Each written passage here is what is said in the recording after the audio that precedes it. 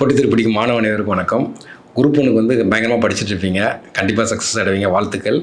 Coming 15 வந்து exam. அன்றைக்கி டே வந்து உங்களுடைய டே அமைகிறதுக்கு வாழ்த்துக்கள். என்ன பண்ணலாம், ஒரு 5 days தான் இருக்குது. என்ன பண்ணலான்னு பார்க்கும்போது, லாஸ்ட் டைம் பார்த்தீங்கன்னா நம்ம இவ்வளோ நாள் படிச்சிருப்போம். படித்தது தான். இதுக்கு மேலே நம்ம புதுசாக எதுவும் படிக்க போகிறது கிடையாது. இந்த புதுசாக படிக்கிறத வச்சு நம்ம வந்து பாஸ் பண்ண முடியாது. இது வரைக்கும் படித்ததை வச்சு அன்றைக்கி நம்ம எக்ஸாம் ஹாலில் நம்மளுடைய ப்ரெசன்ஸ் ஆஃப் மைண்ட் எப்படி இருக்கோ அதை வச்சு தான் நம்ம பாஸ் பண்ண போகிறோம். அப்போ நம்ம இந்த 5 days நம்ம என்ன பண்ணலாம் கேட்டிங்கன்னா, இந்த ஸ்டாட்டிக் பாட்டெல்லாம் கொஞ்சம் பார்த்து வச்சுக்கலாம். இப்போ பாலிட்டியை பொறுத்த வரைக்கும் ஆர்டிக்கலு, ஷெட்யூலு, என்னென்ன ஸ்டாட்டிக் பாட்டு இருக்குது. எக்கனாமியை பொறுத்த வரைக்கும் கரண்டில் பட்ஜெட்டு, இந்த எக்கனாமிக் சர்வே ரிலீஸ் பண்ணியிருந்தாங்க. அது ஸ்டாட்டிக்காக உங்களுக்கு குழப்பக்கூடியது. அந்த இதை வந்து ஒரு ஆட்டை ரிவிஷன் பண்ணிக்கலாம். அப்புறம் ப்ரீவியஸ் இயர் கொஸ்டின் நீங்கள் பார்த்துருப்பீங்க. அதை இன்னொரு ஆட்டை நீங்கள் படித்ததையும் நீங்கள் என்ன பண்ணுங்கன்னா திரும்பி ஒரு ஆட்டை படிங்க. இப்போ அந்த ப்ரீவியஸ் இயர் கொஸ்டினை திரும்ப ஒரு ஆட்டை பாருங்கள்.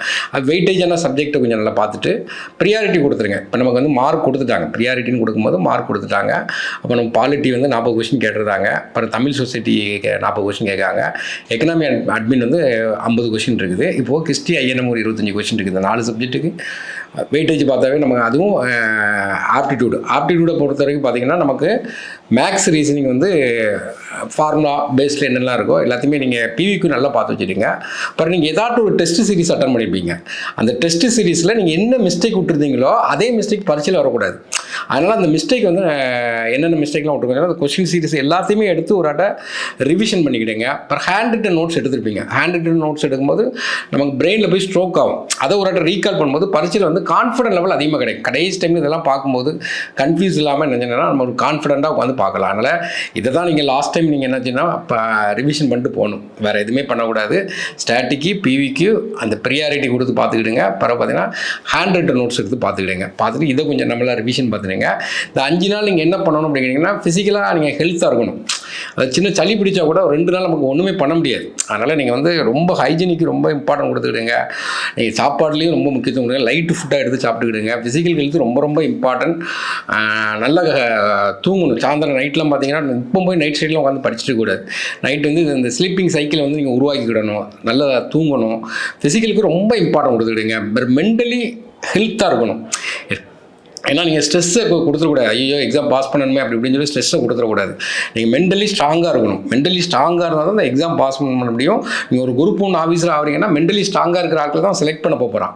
இப்போ நீங்கள் மென்டலி வீக்காக இருக்கக்கூடாது. இப்போ ஸ்ட்ரெஸ்ஸை கரெக்டாக மேனேஜ் பண்ணிக்கிட்டோம். அப்புறம் சின்ன சின்ன விவாதத்தெல்லாம் நீங்கள் ஈடுபடக்கூடாது. ஏன்னா லாஸ்ட் டைம் பார்த்தீங்கன்னா சின்ன சின்ன விவாதத்தில் ஈடுபட்டீங்கன்னா அதனால் நமக்கு டைம்லாம் வேஸ்ட் ஆகிடும். யாரையும் கம்பேர் பண்ணக்கூடாது. நீங்கள் தான் படிச்சிங்க, நீங்கள் தான் படிச்சது போகிறீங்க, நீங்கள் தான் வேலைக்கு போகிறீங்க, நீங்கள் தான் பார்க்கணும். பேனிக்கே ஆகக்கூடாது. இல்லை ஒன்றும் பேனிக் ஆகிறதுக்கு ஒன்றுமே கிடையாது. நம்ம படிக்கிறோம், நம்ம படித்ததுக்கு ஏற்ற மாதிரி ஒரு வேலை கிடைக்க போகுது. அதனால் பேனிக் ஆகிறதுக்கு ஒன்றுமே இல்லை. நீங்கள் என்ன பண்ணீங்கன்னா கடைசி நேரம் பார்த்தீங்கன்னா நீங்கள் ஓவராலாக ஃபிசிக்கல் ஹெல்த்தும் மென்டல் ஹெல்த்தும் நல்லா கரெக்டாக பார்த்துக்கிடுங்க. சின்ன சின்ன வாக்குவாதத்தில் ஈடுபடணும்னா கடைசி நேரத்தில் one is better than other. யாராட்டும் ஒரு மெட்டீரியல் கொடுத்து இதுலேருந்து கேட்பா அதுலேருந்து கேட்பா அப்படின்னா எதையுமே நம்பிடாதீங்க. நீங்கள் என்ன படிச்சிங்களோ அதை தான் பார்க்கணுமே தவிர வேறு எதுவுமே பார்த்துடக்கூடாது. பிறகு எக்ஸாம் ஹால், அதாவது 15th எக்ஸாம் டே 15th ஜூனில் நீங்கள் எப்படி இருக்குன்னா நோ ஆன்சிட்டி, அதாவது எந்தவித ஒரு பயமோ பதட்டமோ எதுவுமே இருக்கக்கூடாது. கான்ஃபிடெண்ட்டாக இருக்கணும். அப்போ வந்து முந்தின நாள் நைட்டே பார்த்தீங்கன்னா சீக்கிரமாக நீங்கள் வந்து தூங்கிடணும், காலையிலேயே எந்திரிச்சிடணும். அந்த எக்ஸாம் சென்டரை பார்த்தீங்கன்னா முன்னக்கூட்டியே பார்த்துடணும். கொஞ்சம் தூரமாக இருந்தால் பக்கத்துலேயே போய் ரூம் எடுத்து கூட தங்கிக்கலாம். ஏன்னா நம்ம அந்த ஒரு டேக்காண்டி தான் உழைச்சிட்டு இருக்கோம். அப்போ அதை வந்து நம்ம அசால்ட்டாக நினைக்கக்கூடாது. நம்ம அதை அசால்ட்டாக நினச்சா அதுவும் நம்மளை அசால்ட்டாக நினச்சிரும். அதனால் அந்த எக்ஸாம் டே ஹாலில் நல்லா பார்த்து வச்சுக்கணும். அந்த எக்ஸாமுடைய ஹால்லே பார்த்தீங்கன்னா நேம்லேயே 2-3 ஸ்கூல் இருக்கும். அப்போ குழப்பிடக்கூடாது. ஏற்கனவே அந்த இடத்துல நம்ம பாட்டு வந்துக்கணும். கான்ஃபிடென்ட்டு ஃபோக்கஸாக இருக்கணும். எக்காரணத்துக்கணும் செல்ஃப் டவுட்டு வரவே கூடாது. ஏன்னா டோன்ட் ஓவர் திங்க். அன்றைக்கி டேயில் ரொம்ப திங்க் பண்ணவும் கூடாது. அதனால் அந்த அன்றைக்கி டே வந்து பயங்கர பாசிட்டிவாக இருக்கணும். முந்தின நைட் நல்லா தூங்கணும். அதான் பாசிட்டிவ். காலையிலே எந்திக்கணும். லைட் ஃபுட் எடுத்துகிட்டு நம்ம நினைச்சிடும் எக்ஸாம் சென்டர் நோக்கி போகிறோம். எக்ஸாமுக்கு ரொம்ப முக்கியத்துவம் கொடுங்க. ஏன்னா அப்புறம் எக்ஸாம் ஹாலில் நம்ம எப்படி இருக்கும் அப்படின்னு கேட்டிங்கன்னா 9:30 சொன்னால் நம்ம 8:30 போயிடும். கடைசியில் பரபரப்பாக போயிடக்கூடாது. ஏன்னா எக்ஸாம் கரெக்டாக அந்த சென்டர் தான் சொல்லி பார்த்துக்கணும். அப்புறம் எக்ஸாம் பேப்பர் உங்கள் கைக்கு வந்த பிறகு நீங்கள் எதை போடணும்னு சொல்லிட்டு முன்னக்கூட்டியே நீங்கள் பிளான் பண்ணிக்கிடணும். அதாவது ஃபஸ்ட்டு நீங்கள் எதை போடணும்னு கேட்டிங்கன்னா நீங்கள் எந்த சப்ஜெக்டில் ஸ்ட்ராங்காக இருக்கீங்களோ அதை எடுத்து முதல்ல போடணும். ஏன்னா எந்த சப்ஜெக்ட் ஸ்ட்ராங்காக இருக்கீங்க அதுதான் போடணும். உங்களுக்கு ஒரு தெரியாத கொஸ்டின் இருந்தால் பிப்ஸ் பேப்பர் உடனே கொஸ்டின் அவுட்டி விட்டுணும். ஒரு கொஸ்டின் உங்களுக்கு தெரியாமல் இருக்குது, அதில் டைட்டாக இருக்குது, மொதல் கொஸ்டினே இப்படி தான் வைப்பாங்க. அப்போ பிப்ஸ் பேப்பர் தூக்கி போட்டு அடுத்த அந்த கொஸ்டினை தூக்கி போட்டால் அடுத்த கொஸ்டின் நம்ம சால்வ் பண்ண ஆரம்பிச்சிடும். அப்போ நீங்கள் ஸ்ட்ராங்காக இருக்கிற சப்ஜெக்ட்லேருந்து ஆரம்பிச்சிங்கன்னா உங்களுக்கு கான்ஃபிடன்ட் லெவல் அதிகமாக இருக்கும். மினிமம் 2 ரவுண்டு போங்க. முதல் ரவுண்டு எப்படி போகணுங்கன்னா கான்ஃபிடென்ட்டாக இருக்கிறத போட்டுகிட்டே போங்க. கான்ஃபிடென்ட்டாக இருக்க மீன்ஸ் ஈஸியாக இருக்கிறத போட்டே போயிட்டே இருங்க. கண்டிப்பாக நீங்கள் படிச்சது வரும். அப்போ கான்ஃபிடென்ட் லெவல் ரைஸ் ஆகும். அதில் ஒரு 50% வந்தாவே போதும். ஒரு 100 கொஸ்டின் கான்ஃபிடென்ட்டாக நீங்கள் போட்டாவே கண்டிப்பாக நம்ம ஒரு 150 கிராஸ் பண்ணிடலாம். செகண்ட் ரவுண்டில் தான் நம்ம என்ன பண்ணணும்னு கேட்டிங்கன்னா 4 ஆப்ஷனில் 2 ஆப்ஷனை எலிமினேட் பண்ணியிருந்தோம். 50-50 சான்ஸ். அடுத்தது என்ன கேட்டிங்கன்னா 4 ஆப்ஷனில் 1 வந்து எலிமினேட் பண்ணியிருந்தோம். அப்போ 1/3 சான்ஸ். அடுத்தது டோட்டல் நமக்கு தெரியவே இல்லை, ஒன்றுமே நமக்கு டோட்டலாக தெரியல, அதை நம்ம வந்து அட்டன் பண்ணுறோம். அப்போ நம்மளை பொறுத்த வரைக்கும் என்ன கேட்டிங்கன்னா நம்மளை பொறுத்த வரைக்கும் அந்த டேயில் கொஸ்டின் பேப்பருக்கு ரொம்ப ரொம்ப இம்பார்ட்டன்ட் கொடுக்கணும்.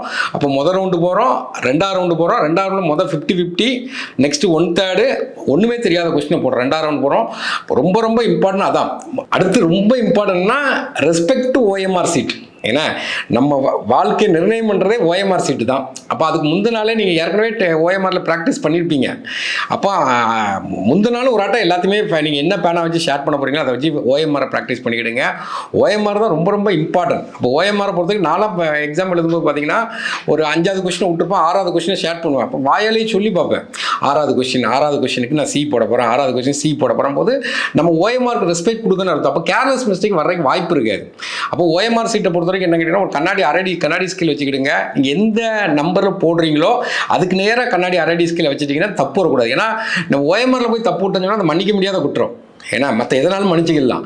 இவ்வளோ நாள் கஷ்டப்பட்டு கண்டுபிடிச்சி ஆன்சரை கண்டுபிடிச்சி குறிக்கும் போது தப்பாக கொடுத்தா அதை எப்படி ஏற்றுக்கிட முடியும்? ஆனால் OMR சீட்டுக்கு ரொம்ப ரெஸ்பான்ஸ் கொடுங்க. முன்னக்கூட்டியே ஒரு ஆட்டை குறித்து பழகிருங்க, என்ன பேர் எப்படி எழுதணும் எல்லாத்தையுமே ஒரு ஆட்டை ப்ராக்டிஸ் பண்ணிட்டு அதுக்கு அந்த இடத்துல போங்க.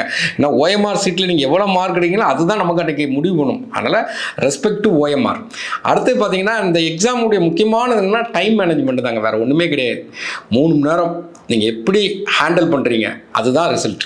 இவ்வளோ நாள் நீங்கள் நல்லா படிச்சிருப்பீங்க, ஆனால் இந்த 3 மணி நேரம் நீங்கள் எப்படி ஹேண்டில் பண்ணுறீங்க அதை வச்சு தான் ரிசல்ட். அப்போ அதை தான் பார்த்தோம். ஃபஸ்ட்டு கான்ஃபிடென்ட்டாக உள்ளதை போடுங்க, 2ஆவது மற்ற கான்செப்ட் உள்ளது போடுங்க. அதாவது உங்களுக்கு வந்து நீங்கள் என்ன பண்ணுவீங்கன்னா இந்த டைம் மேனேஜ்மெண்ட்டில் என்ன பண்ணுவீங்கன்னா கஷ்டமான கொஸ்டினே எடுத்து பார்த்துட்டு இருப்பீங்க. ஆனால் நிறைய ஈஸியான கொஸ்டின் எப்படி 50% ஈஸியான கொஸ்டின் இருக்கும். அந்த ஈஸியான கொஸ்டினை ஸ்ட்ராங்காக ஆரம்பிக்கணும். நீ கஷ்டமான கொஸ்டினை பார்க்கக்கூடாது. அப்புறம் எலிமினேஷன் மெத்தடை ஃபாலோ பண்ணணும். ஒரு கொஸ்டினில் பார்த்தீங்கன்னா விச் இஸ் கரெக்ட்னு கேட்டிருப்பான், அல்லது விச் இஸ் இன்கரெக்ட்னு கேட்டிருப்பான். இன்கரெக்ட்ங்கிறது 4 ஸ்டேட்மெண்ட்டில் ஒரு ஸ்டேட்மெண்ட் இன்கரெக்டாக இருக்குன்னு கண்டுபிடிச்சோன்னு ஆன்சரை பார்க்கணும். ஆன்சர் எதுவும் செட் ஆகுதா அப்படின்னு சொல்லுவோம். கரெக்டுங்கிறதுலேயே ஆன்சரை பார்க்கணும். அப்போ அன்னைக்கு டேட்டில் நமக்கு படித்தது எல்லாமே 100% நமக்கு படித்தது வருமானு பார்த்தீங்கன்னா வராது. அப்போ நம்மளை பொறுத்தவரைக்கும் என்னுடைய பார்வையில் பார்த்த வரைக்கும் ஒரு 50% படித்தது வந்துடும். இன்னொரு 25% கொஞ்சம் நம்ம வந்து யோசித்து போடுற மாதிரி இருக்கும். ஆனால் ஒரு 20% கொஸ்டின் நீங்கள் அங்கே தான் போய் பார்ப்பீங்க. அந்த கொஸ்டின் நீங்கள் அங்கே தான் பார்ப்பீங்க. அங்கே தான் உங்களுக்கு அதிகமான ப்ரெசன்ஸ் ஆஃப் மைண்ட் தேவை. அப்போ அந்த இடத்த பொறுத்த வரைக்கும் எலிமினேஷன் மெத்தட் கை கொடுக்கும். நிறைய நீங்கள் படித்ததை கிராஸ் பண்ணிருப்பீங்க, நிறைய ஏரியா கிராஸ் பண்ணியிருப்பீங்க. அந்த கிராஸ் பண்ணும்போது நம்ம என்னெல்லாம் ஃபாலோ பண்ணமோ அந்த மெத்தட்லாம் கை கொடுக்கும். அப்புறம் பிளான் அஹெட். நம்ம முதல்ல என்ன பண்ண போகிறோங்கிறத முடிவு பண்ணிடணும். அங்கே போய் உட்காந்து முடிவு பண்ணக்கூடாது. முதல்ல மேக்ஸ் போட போகிறோமா, முதல்ல GS போட போகிறோமா, இந்த டைம் கண்டிப்பாக வாட்ச் கட்டிட்டு போகணும், இந்த டைமுக்குள்ள இதை முடிக்கணும்னு சொல்லிட்டு என்னென்ன பிளான் இருக்கோ முதல்லையே நீங்கள் பிளான் பண்ணிக்கணும். பிளான் பண்ணாமல் எடுத்து கொத்தன்னு சொல்லிட்டு கொஸ்டின் போட்டிங்கன்னா அது கதைக்கே ஆகாது. அதனால் நல்லா பிளான் பண்ணிக்கிடுங்க. டைம் மேனேஜ்மெண்ட்டுங்கிறது ரொம்ப அந்த டைம் தான், வாட்ச் கட்டிட்டு போங்க. அந்த டைம் மேனேஜ்மெண்ட் தான் very very very very important. நல்லா படிங்க, நல்லா ரிவிஷன் பண்ணுங்க. கான்ஃபிடென்ட் தான் இந்த எக்ஸாமுடைய முக்கியமானது. என்னென்னா கான்ஃபிடென்ட் தான். நல்லா பண்ணுங்க. எப்போவுமே நம்ம வந்து ஃபோக்கஸ் ஆன் எஃபர்ட்டு, நம்ம எஃபர்ட்டை தான் ஃபோக்கஸ் பண்ணுவோம் தவிர அவுட்கம் வந்து ஃபோக்கஸ் பண்ணக்கூடாது. நம்ம வந்து நல்லா நமக்கு நம்மளே நல்லா உழைச்சிருப்போம். ஏன்னா அவருடைய ரிசல்ட் கண்டிப்பாக நமக்கு பாசிட்டிவாக தான் வரும். ஆனால் நல்லா எக்ஸாம் கால் பண்ணுங்கள். All the best. நல்லா பண்ணுங்கள். நெக்ஸ்ட் மெயின்ஸில் சந்திக்கலாம். வணக்கம். சுரேஷ் IAS அகாடமி, வெற்றியின் முகவரி.